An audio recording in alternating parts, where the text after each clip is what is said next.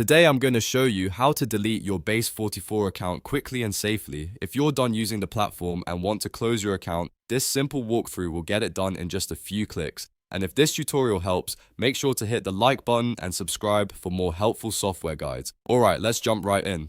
First, look at the bottom left corner of your Base44 dashboard and click the profile icon. This is where your account and app settings are usually stored, so it's the first place to start. Once the profile menu opens, click Settings. That will take you into your account configuration area where you can manage personal preferences and account options. Next, in the left-hand navigation bar, click Preference. This section contains the controls you need for account-related changes. After that, scroll down the page until you find the Delete Account option. Take your time here and make sure you're selecting the correct menu item because this is the step that begins the account removal process. When you're ready, click Delete Account. Base44 will show a confirmation prompt to make sure you really want to proceed. Read the confirmation carefully, and if you're sure you want to permanently remove the account, click Delete Account again from the confirmation window. At that point, your Base44 account deletion request will be completed, and that's it. You've now deleted your Base44 account. If this video helped, please give it a like, subscribe to the channel, and turn on notifications so you never miss the next tutorial.